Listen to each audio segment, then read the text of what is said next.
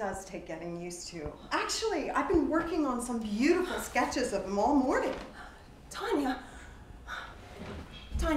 please have a seat. I don't know you very well, and I have to admit, please forgive me, I'm very shaken about seeing Tad this way, but please let me tell you, I'm really impressed with all the care that you've taken here. This is a beautiful tribute to Tad. Thank you. I worked on it all weekend. All weekend, by yourself? It was so peaceful, so easy to do, really. I never even knew that Frank Campbell's had an upstairs, and one so enormously empty. The elevators even have carpeting. They take you up like a cloud rising. I didn't even plan on having this until after I left you and Sam the other night. I was so lucky to get anything. First it bothered me that they put us up here all alone. Then I found it kind of nice. Nice for Tad. Tad, yes. Well, you have chosen some of his nicest pieces. These are gorgeous paintings. Well, I just hope everybody can make it with just the one-day viewing. Nobody else is coming. I only invited you. What? Tanya, that's crazy. What? Only me? I mean, I appreciate the honor, really I do, but why me? Well, I'm not even a painter. Tad is my husband's friend. I mean, but what about all the care that you've taken, all of this effort? I mean, shouldn't you have some of Tad's artist friends here, or maybe his family? You're here. You said that the last time you saw him, he looked so good. Well, yes, but that was out of the window of the number 6 bus. He was carrying a stepladder. I mean, he was on a job. I mean, I suppose he looked good. God, this is unreal. You say he just dropped dead? Mm-hmm. Well, did the doctors give you any indication how he died? I mean, you said maybe they were suspecting heart disease because it was so sudden, that they were going to run some tests. I mean, did they give you any indication of what happened? What happened were these paintings. What happened was this work. What happened was he made these happen. Yes. Yes, Tanya, they are beautiful works. Tad always did powerful work. But he's unrecognizable. Tanya, this is devastating. I'm sorry. I'm sorry. I'm so sorry. He didn't die. He didn't die. What? What are you talking about? He didn't die. He was murdered. Okay, Tanya, that doesn't make any sense. You told me that the police found him still alive by the phone. So what happened then? Who did this to him? They came later after someone reported hearing screaming all night long. I don't remember when they came. I just remember bringing him dinner. He hung himself. Oh. His face was so black, I couldn't tell his front from his back. So I just cut him down and I started to scream. He tried so hard, so hard. He really hated going back to paying apartments to get by, to not being able to do his own work. And when we both got sober, he just didn't want to see anyone. He just wanted to be left alone to paint. Like Sam, you should understand that. Tanya, nobody gets time anymore just to paint. Or to just write. At least not us. Not now. So many people are out there playing around with so much money, but God forbid, never us. But not this. Tanya, why? Well, Tad went home to visit his family. He had this idea about us learning computers, you know, so we could do word processing at night down on Wall Street and painting days. And, well, he hoped his parents would pay for the courses, but they said no. They saw our lives as a joke. Anyway, the loft, a dump. They didn't even care about his rehab. Oh, well, parents can be blinded by many things. Ugh. Give me a break, Jane!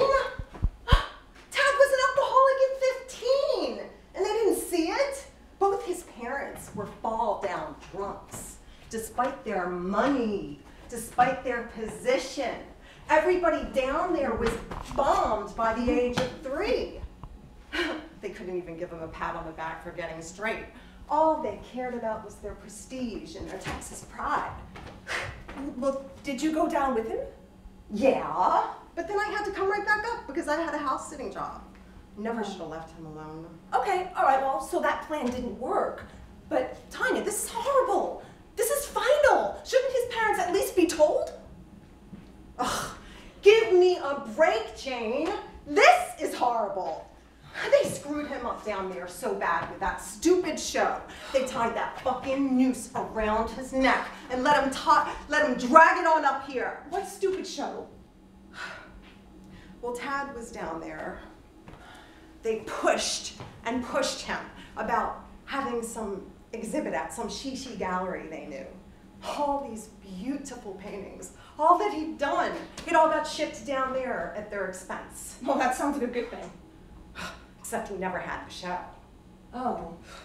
Well, maybe he didn't really want it. You know, maybe he couldn't handle it. It's not your fault. Oh, he wanted it. He wanted it badly. He worked on it for months.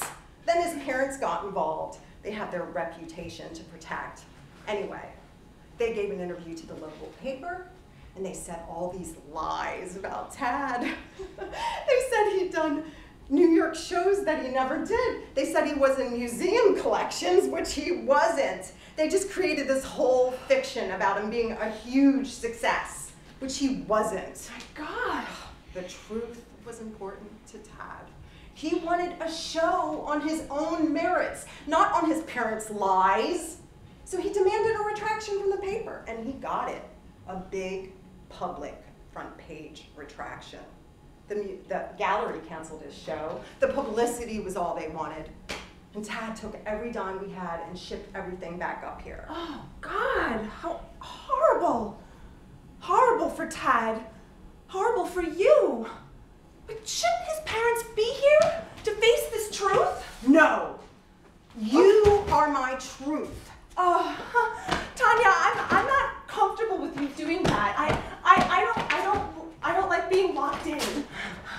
You're a writer. You've had stuff in the voice, even that funny piece for pastries you did for the New York Magazine. Now you will sit here and you will listen to this story. It is amazing. I don't want to hear the story. I have had it listening to our stories. Had it. I'm sick of artists. I'm sick of dead artists. I'm sick of live artists. I'm sick of you. Calm down. Don't touch me. I don't want to deal with this. I don't want to deal with you. I don't understand what you want. What is it? What is it that you artist people want? You're miserable making art. You're miserable not making art. You know what? If you want me to tell your story, fine. But it's yours. I have no obligation. Oh, yes, you do. That's why you're here. No, it isn't. No, it isn't. You want to know why I'm here? I'm here because Judy Garland had her funeral here.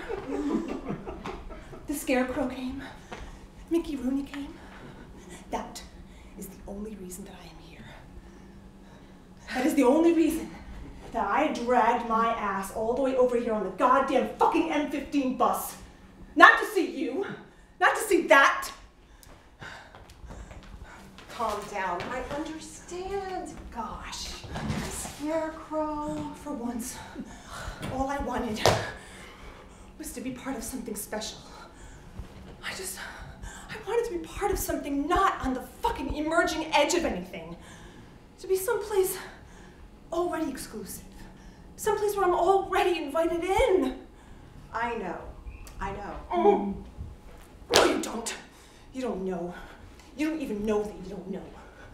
People like us, artists, writers, painters, dancers, we're never going to be special. We're never going to be high and mighty. We're never going to be at that table with the millionaires and the billionaires as they sit around and divide up the spoils and say more, more. Well, I'm tired of it. I'm not noble.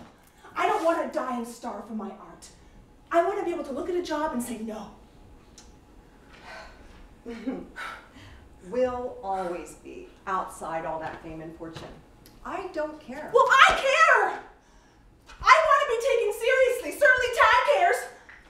No, actually, he didn't. Fame never had anything to do with what he did. Bullshit. That is such bullshit. That doesn't make any sense at all. Everybody wants recognition. Everybody wants a pat on the back. No, actually, some of us just want to create something that never existed before. Whether anybody cares or not, whether we exist or not. No. Well, now you're making sense, and that's starting to scare me. Be honest, Tanya.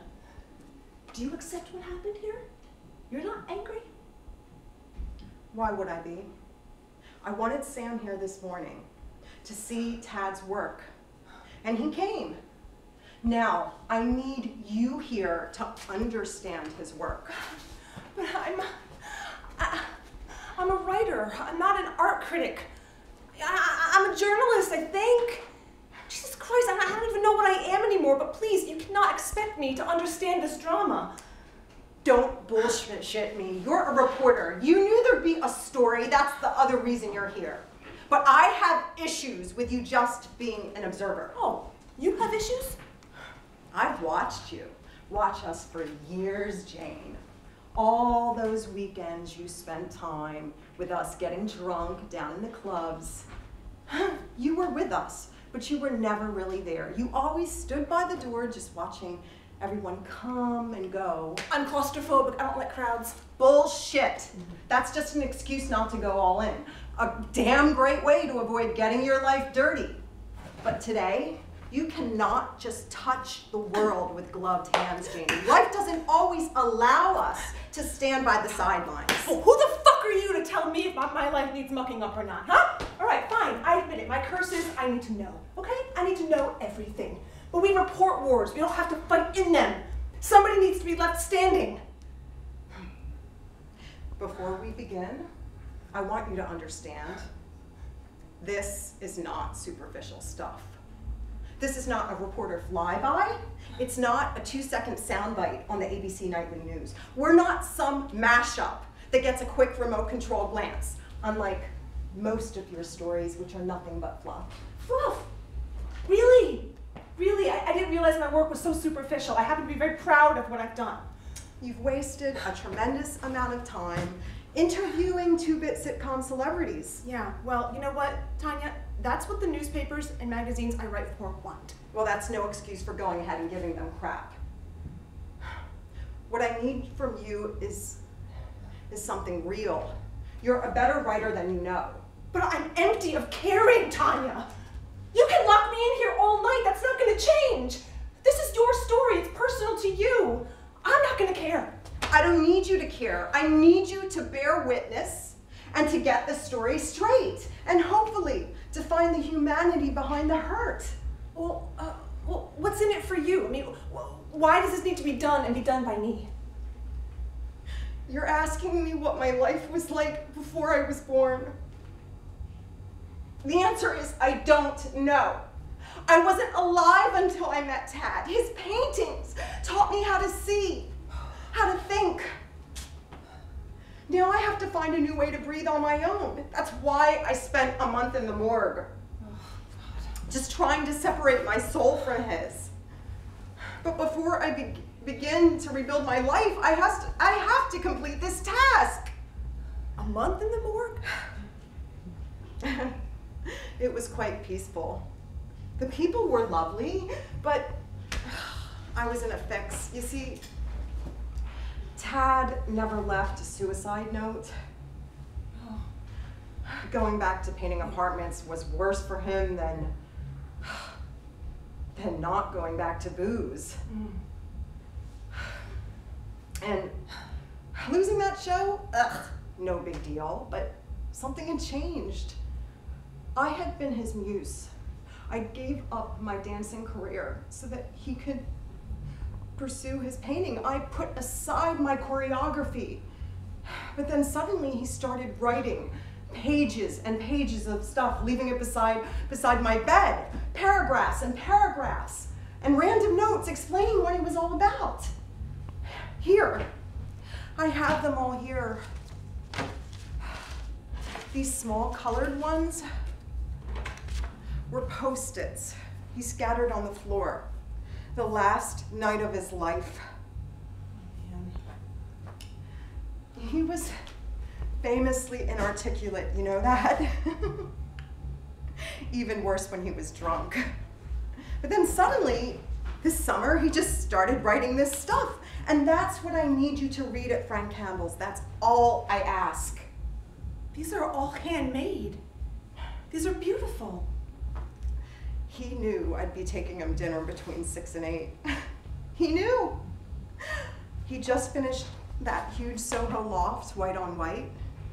He'd been working around the clock from some fashion designer who rushed him to get it done, and then left him all alone to get another home painted white on white. He knew I'd be here, and he left these colored roses at his feet. If some writer of substance reads these, then I'm off the hook. My final debt to him is done. I could move on. What happens to me? It's up to you. You could take everything and chuck it in the first wire basket you find, or you can discover something worthwhile. But either way, you're a better writer than you know.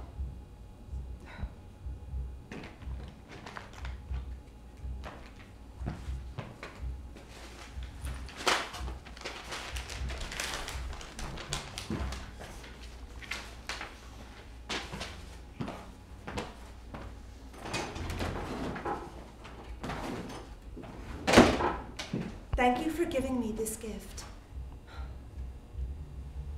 Thank you for giving me the courage to go on. Thank you for not letting me fail.